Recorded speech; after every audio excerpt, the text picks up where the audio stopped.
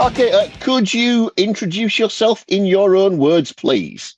Yes, my name is Edie Montana, and I am a stripper, a writer, a performer, and I'm also the director of Slut Riot.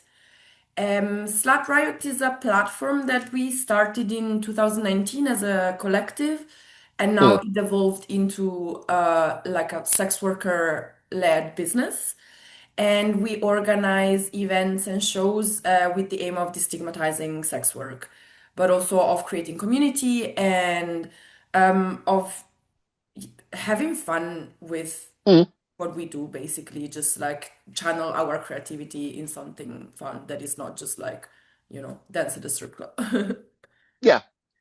So, in terms of music, since we're kind of a music show, what what was your gateway band? Who was the first band that you kind of got into? So this is gonna be embarrassing, okay? Oh, we like embarrassing stories. Yeah, cool. I mean, so I think one was definitely him. Oh Um, yeah, yeah, I was so in love with Villevalo, and I was like, oh, oh like yeah. it's so sad. It represents me so much. I was a teenager. I mean, I still enjoy like a few of their songs, of course, but I Yeah, think that's how I started. Then, unfortunately, Marilyn Manson as well. I do not enjoy his yeah, music anymore because I don't want to support abusers. yeah. But yeah, when I was around like, I don't know, 13, 14, I got into like Satanism for some reason. I mean, so I Right. grew up in Italy, Yeah. uh, which is very religious. So as Mhm. like, as like an anti-system thing against that, I was like, oh, I'm just gonna read all these books about Satanism. And then at the time, Marilyn Manson was pretty big, so I just got into his music as well. Yeah. And yeah, but as I said, fuck him. Absolutely. Yeah. I mean, And to be yeah. And then, sorry, and then the third band, it's really funny. It was Tokyo Hotel. all right. Yeah. But that was like, like my gateway band into like heavier, Mm, like emo stuff. Like, I don't know, like right now I'm a lot into metalcore. And I think Tokyo mm. Hotel is where it started because that's how I got into the whole like emo scene. Yeah, I mean, was it like a evolution, or was it just one of these bands you just heard a couple of the metalcore bands and thought, oh, I really like that. I'm gonna start listening to that a lot more. Uh, no, I think it was more like an evolution of things, because Mm, at the beginning I struggled listening to like very like heavy stuff, and then yeah, I think my ear just got more and more used to that. Maybe they were just yeah, right. mm. And yeah, I know exactly what you mean. Mm. And maybe there were just like a couple of heavy songs that I liked, and then I kept listening to them, and then at some point, yeah, my Yeah, I know that. I mean, that's kind of how I ended up like listening to like some Cradle of Filth and Dimmu Borgir, and yeah, I mean, I yeah. started out with Iron Maiden, and then it just kind of, as you say, it just then I started listening to Metallica, and then Slayer, and it just things got heavier and heavier. Yeah, yeah, totally. Yeah, that's true because, as I said, it's like it started with like him, and then all of a Mm. sudden I was listening to Cradle of Filth, which is like, Yeah. Oh, yeah. I did actually see him back good few years ago now, and what they never really get is that that Billy Vallo is very funny. yeah, yeah, that's true. He is. I watched a couple of interviews and he is funny. Mm. Yeah. I also saw them live multiple times. When I was 19, I was still living in Italy, and I saw that they were not coming to Italy, so I was like, fuck it, I'm gonna go to Finland. So as a All right. 19-year-old, I went all the way to northern Yeah. Finland just to see a concert by him. So you were a true fan then? Yeah, yeah, very much. Love all the songs. Mm. To be honest, there are still a few that are knocking around in my head that, yeah, because the guy's an incredible singer. Yeah, his voice is just like, whoa. And to be Mm, fair, the first album is really good. yeah, I still enjoy a lot of the songs from the first album. yeah. That's when, according to him himself, they were trying to be a doom metal band because they were signed to who was it? Well, they were signed to Rise Records, weren't they?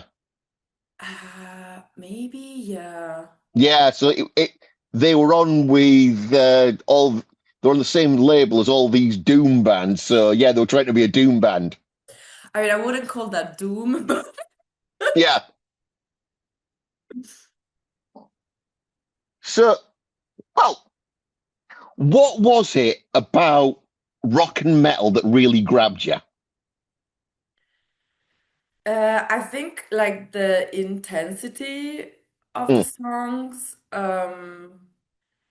and yeah, like when I started listening to rock and metal, I was a very like angry, depressed teenager, as we all were. mm, yeah. I also like come from the mountains, and you had these like gloomy winters with like, fog, and I had to wake up at 5:30 in the morning to take the bus to go to Ooh. school. So it was like, like very atmospheric and me very like depressed and angry. And then I discovered all these songs and they just resonated with me. And and I don't know why, even like nowadays, I just really enjoy listening to sad songs. Mm, I'm just like, it's not like I like being sad, but at the same time, also, yes, maybe. yeah. Yeah. Have you ever heard of a band called Wargasm? No. Right. Well, they are. Look them up for one thing, and their motto is "angry music for sad people." Yeah, okay. So yeah, Orgasm. it's I need to look it up. Yeah, yeah. mm, No, and I guess that, it's not just like about sadness, but it's like, yeah, the intensity of the music. I like feeling yeah, something when I listen to stuff, and I think it can also be very cathartic. mm, Mm. Especially with like heavier metal, I do a lot of sports, or like if I'm angry or whatever, then I listen to something very, very heavy and I feel like I'm channeling some anger out. oh yeah. I mean, you can't go for a proper workout at the gym and not have some kind of angry music on.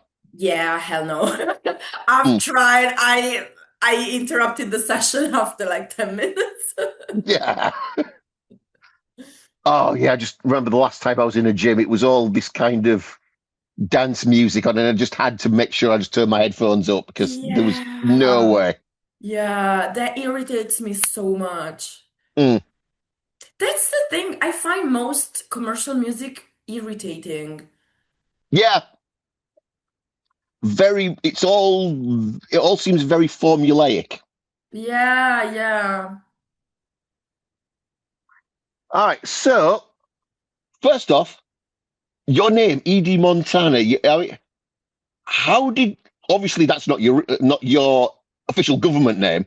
So Yeah. how did you come by something that sounds so American? Yeah. So the name Edie comes from Edie Sedgwick, who Yeah, was, yeah, you know her. yeah, Yeah, for those who don't know, she was an actress and dancer and supermodel who was part of the Andy Warhol's factory mm. back in the days. And the And cult have a song about her. yeah, yeah, Mm, exactly. Yeah. mm, And I fell in love with her personality.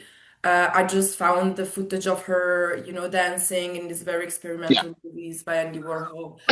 And I also just I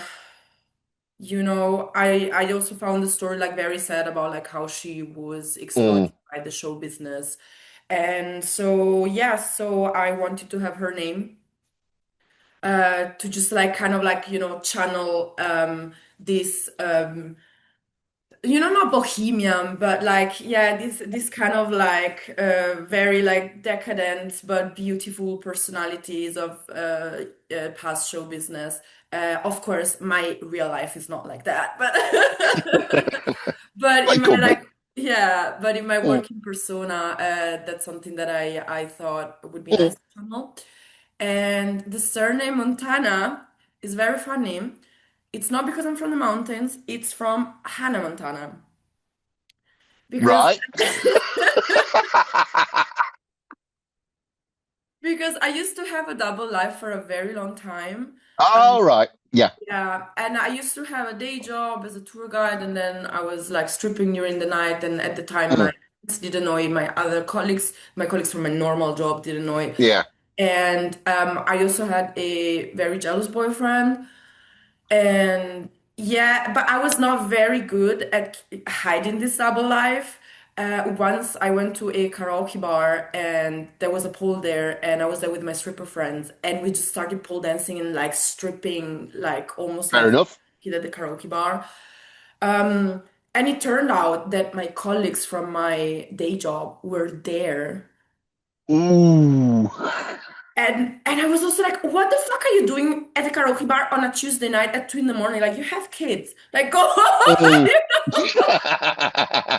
So that was like, oh, I outed myself. And then another time, I just sent some pictures from like a hotel, like a very fancy hotel that I was with a client to my boyfriend at the time. I Mm. was like, look, I'm at the Ritz-Carlton, so cool.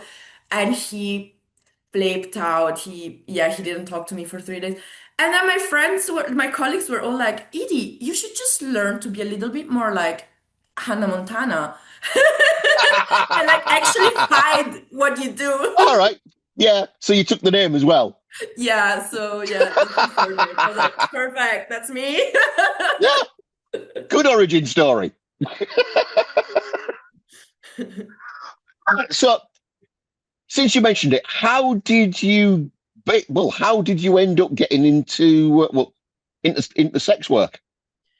Yeah, so I was always fantasizing about it, I think, because the first Mm, time I went to a strip club, I was 18, and that was my first trip without school, without parents. I was there with a friend in Prague, mm, and we were like, now we're 18, we just want to go to the strip club. So we went there as clients. yeah. And then I went to Hamburg as well when I was 19, and I remember looking at these women dancing, and I was like, wow, so fascinated. So it was Mm, always in the back of my mind. And then when I moved to Berlin, a friend of mine was looking for a job, and it was a time where I got like um, harassed in the street very, very often. So I was just like, right. you know what? We should just become strippers and take these men's money. And I said it almost Fair as enough. a joke. Yeah. I said it almost as a joke, but my friend took it very seriously and she found an ad on Craigslist. Mm, And and then she started working there and she was like, "Oh, it's actually really nice." Because of course it's like me like coming from like a like a very traditional conservative countryside. I had a lot mm, of misconceptions, a lot of yeah. fear as well. And my friend was like, it's actually really chill. You can do like whatever you want. No one forces you to do anything you don't want to do, and it's fun. Do you want to come with me? And yeah, and I was like, fuck yeah. Mm. Oh yeah. So what do people most often misunderstand about sex work, do you think? Yeah, so I think there are a lot of misunderstandings about it. First Mm, of all, that we are all sort of coerced and like yeah. forced to do that. And I always say, yes, that reality exists, but then if you're forced to do that, that's not sex work. Sex Mm, work is consensual. If it's not consensual, that's trafficking, and they're two different things. exactly. Yeah, and then also that like all sex workers do that because they're desperate and they don't really have other choices. Where like the reality is that okay, it also depends on the country, of course. I'm talking Yeah. about Germany, for example, where sex work is legalized. So most of the people who do that are actually like it's like it's their choice. It's not like Mm, they wouldn't be able to get other jobs, for example. Like I would be able to get other jobs. I have a degree. Most of us do. Also, the ones who don't get a degree, it's like they could get other jobs. They just chose sex work as their Yeah. sole preference. Of course, it's not like that in like countries where it's illegal, for example, Mm, or it is like that, but maybe like the reality is a little bit more nuanced, Um, yeah, so I also hear a lot of comments, like even from my clients at the strip club, telling me like, "Oh, but like you're too smart to be doing this." It's just yeah. yeah. So in general, this misconception that we're just like less than the Mm, average human being. yeah. Oh Some of yeah, the smartest women I've ever known have been either strippers or sex or full service sex workers. So yeah. yeah. Also, like, what does it have to do with like my intelligence? You know, it's Mm, like, and also like ideas about us being just like mentally unstable or mm, drug addicts or like of like our bosses like telling us what to do, forcing us to do stuff, where it's mostly not like that. And there are also a lot of misconceptions about our clients because a lot of people think that only a certain type of man mm. goes to sex workers, where the reality is that all types of average men go to Yeah, sex yeah. workers. Yeah. And that's Excuse me. fine. You don't have to be a creep Mm, um, to see a sex worker. And we also have clients who are super normal, super mm. nice. Not everyone is a creep. Yeah. Now, you're saying that in Germany, sex work's legalized. Yeah. Now, what a lot of workers are pushing for, are trying to push for, is decriminalization. I mean, can you, well, tell us about the different, what's the difference between the two? Yeah. So, legalization means that you can exercise sex work. It's legal, but only under certain terms. So, Mm. for example, in Germany, you need to be registered. They give you a document that we call the horse pass. Um, Yeah, and you have to carry that all the time when you're working, and Mm, the police comes and they're gonna check that. If you don't have that, you get fined, stuff like this. And you need to undergo a compulsory like meeting with some like social workers who ask you like, do mm. you know what you're doing? Um, and so, in theory, when you hear that, you're like, okay, that's not bad. You just Yeah. this document, and then you can do sex. But actually, this creates like a two-class system because there are a lot of sex workers who can't or don't want to register Mm. for a ton of different reasons. First of all, there might be language barriers because a lot of street-based sex workers, for example, they're migrants, and Yeah. they're not gonna go to like the office and go Oh, through the yeah. whole procedure. Or then maybe you actually just don't want to have a document that labels Mm. you as a whore. Because they tell you that, oh, it's like privacy thing, the government is not gonna share it with anyone. But Yeah. How do you know that? Yeah. how do you know? And especially with the right-wing parties Yeah. gaining more and more power everywhere, I also wouldn't trust them. Mm. So in this case, if you do not comply to the rules, then you are working illegally anyway Yeah. you know so the system that sex workers advocate for is decriminalization because Mm. that means that sex work is legal, everyone can do that, and you don't need to register. You just need to pay taxes like any worker, Mm. and that's it. There is no bureaucracy, no compulsive registration, and yeah, and that's the system that creates the safest situation and Mm. conditions Oh, for totally. Yeah. work. Yeah. Yeah. So you're based in Berlin. hmm What's the music scene like in Berlin? So Berlin is very big on techno. Mm. And that was also interesting for me because when I came to Berlin, I hated techno. But Yeah. then I went to a couple of clubs here and I was like, oh, I actually get it now. They have good music here when it comes to Mm. techno. But there is also like a very big punk scene. All right. I'm not into punk, I have to say, but I like going to these ex occupied houses. Like now they turned them Mm, into something called like Project House. They're not squatted anymore, but they still have like their bar with very cheap beer, and sometimes they yeah. even make food, and they have like local bands playing. And it's a Mm, really nice environment, and it also just like, it brings back the vibe of like Berlin in the 90s where all the yeah. houses were squatted. That's really nice. And yeah, the only so because I am a lot into like goth music, and Right. I'm not super satisfied of like the goth scene here. All right. Yeah, you have like some like you have a club, one golf club Right. that is like like it's been there since the 80s, I think.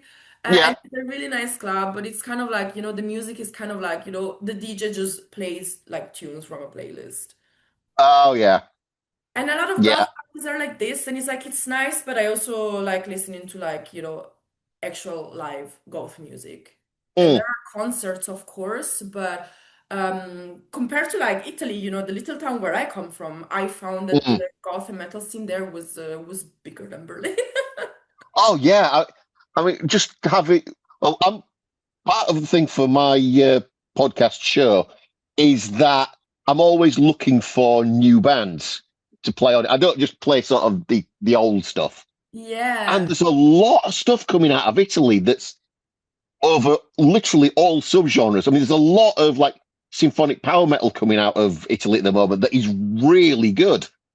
Yeah.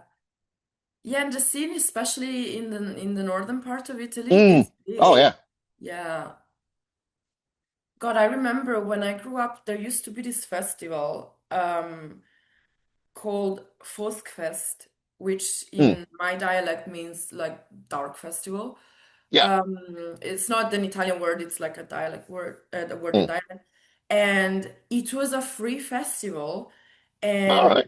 like, but bands like, it was mostly folk metal, and Mm. bands like Arcona, Elveti, Corpiclani, they were playing there, and Ooh. it was for free.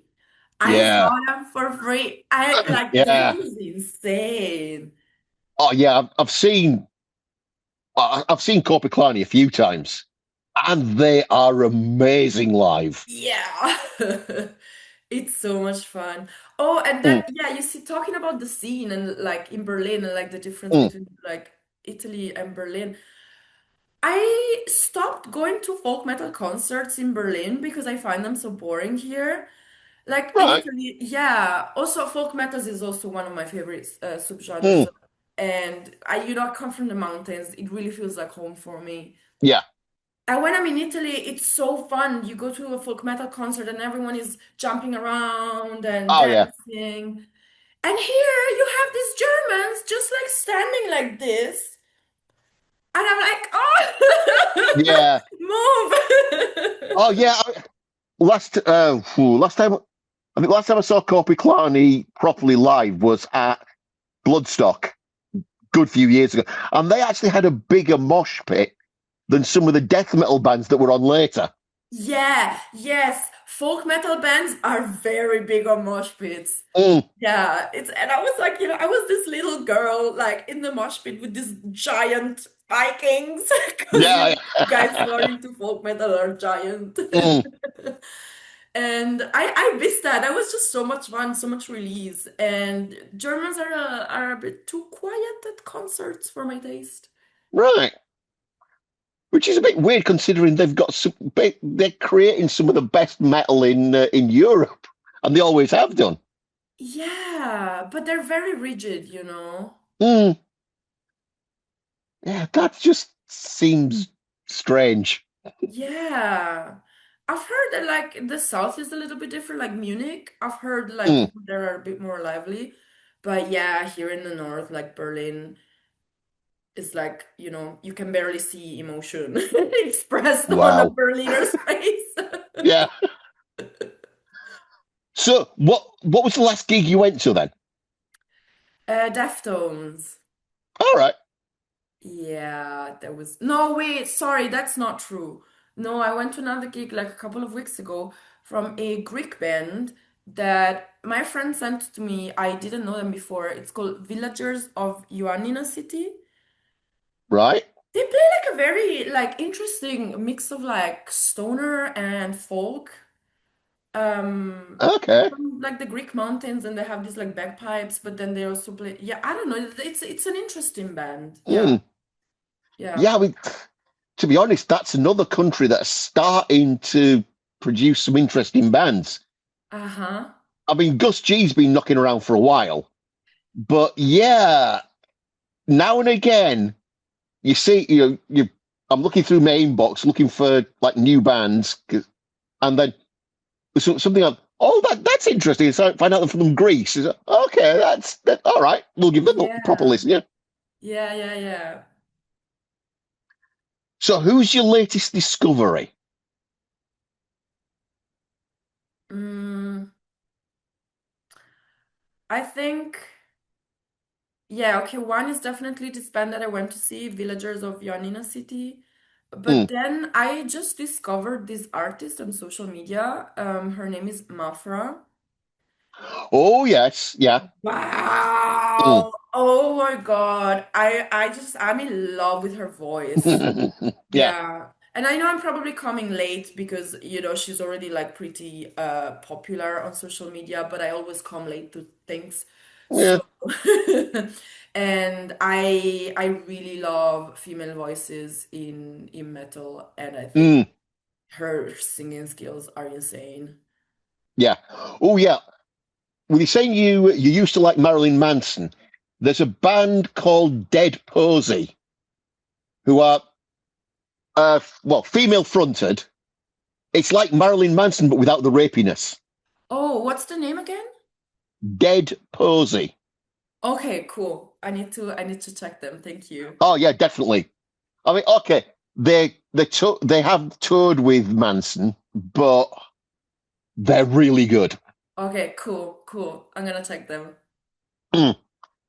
So one thing I always do when I'm interviewing, well, anybody, is I ask them to pick a set of three songs to play after the interview.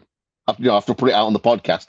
So Edie Montana, head of Slut Riot. What would be your three songs to play after this interview? Okay, so I would start with Physical by Nine Inch Nails. Right? Wait, sorry, I just need to check my playlist real quick. Um,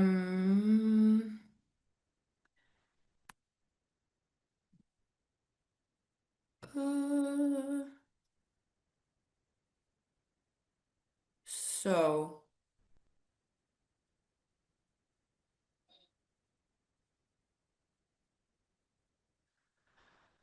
mhm.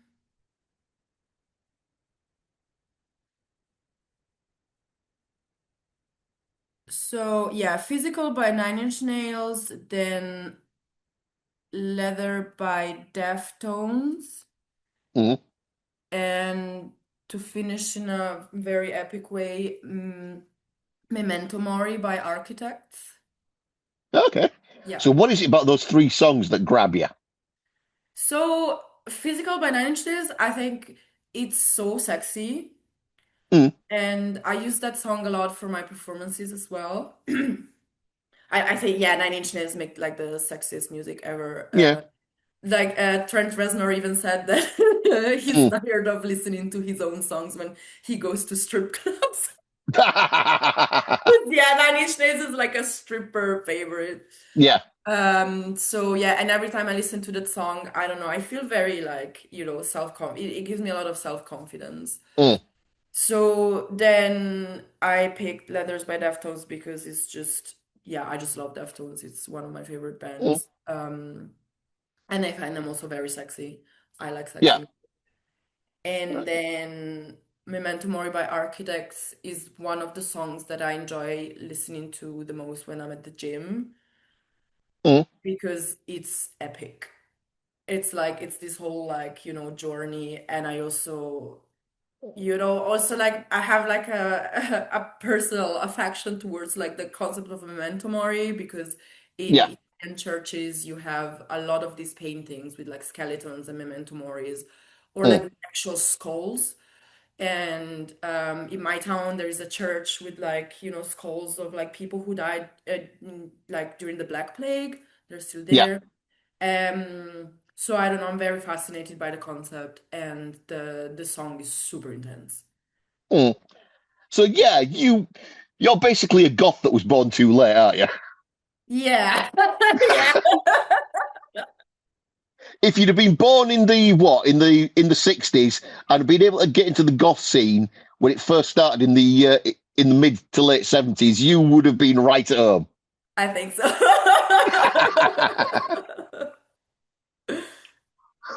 All right. So before we wrap up, then, where can the listeners find you to support you and just to find out more about you? Yeah. So with Slut Riot, we have a website. It's slutriotberlin.com.